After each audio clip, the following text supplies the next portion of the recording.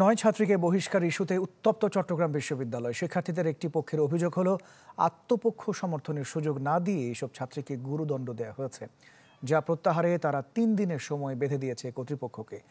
এদিকে চট্টগ্রাম বিশ্ববিদ্যালয় থেকে বহিষ্কৃত 12 শিক্ষার্থীর মধ্যে 9 জনের বহিষ্কারাদেশ প্রত্যাহারের দাবি জানিয়ে মানববন্ধন করেছে শিক্ষার্থীদের একটি অংশ।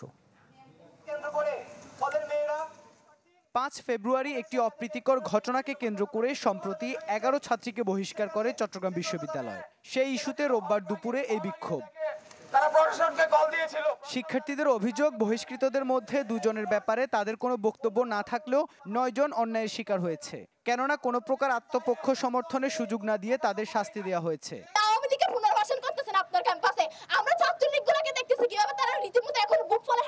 একপাক্ষিকভাবে মেয়েদেরকে দোষারোপ করার চেষ্টা করছে, তাদেরকে আইনের আওতায় নিয়ে আসা এবং নিরপেক্ষ বিচার নিশ্চিত করা।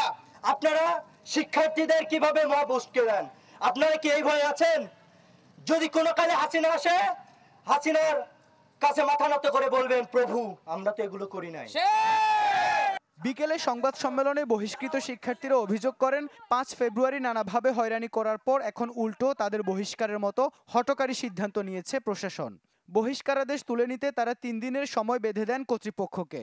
এই বহিষ্কার আদেশের সাথে জড়িত প্রক্রিয়াল বডির অপসারণের আগে আর কোনো বিচার প্রক্রিয়া চালানো যাবে না। আক্রমণ ও ভাঙচুরকারী ছাত্রদের হামলায় বাধা দিতে ব্যর্থ প্রক্রিয়াল বডির ব্যর্থতার দায়ভার নিতে হবে। আমি তাদেরকে গিয়ে বলি ভাইয়া আপনারা নৌকা ভাঙচুর ওটার ভিডিও করেন, আপনারা ফিমেল স্টুডেন্টদের ভিডিও করেন না। এবং আমার কথার যথেষ্ট গ্রাউন্ড ছিল দেখেই তারা আমার কাছে অ্যাপোলোজাইজ করে, তারা বলে যে আপু আমরা ভিডিও এখনই ডিলিট করে দিচ্ছি।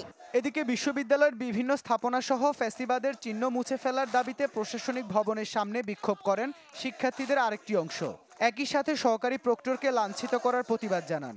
এই প্রশাসন নাম পরিবর্তন করতে পারে না, তারা ছাত্রলীগের সন্ত্রাসীদেরকে প্রোটেকশন দিয়ে পরীক্ষা হলে পরীক্ষা নিচ্ছে। অন্তত ছাত্রলীগের 300 থেকে 400 পোলাপানের সনদ স্থায়ীভাবে বাতিল হওয়ার যোগ্যতা রাখে। এই প্রশাসনের ভিতরে অবশ্যই আওয়ামী গাদ্দাররা বসে আছে, সুতরাং এই আওয়ামী গাদ্দারদেরকে সরাতে হবে, প্রশাসনকে শুদ্ধ করতে হবে।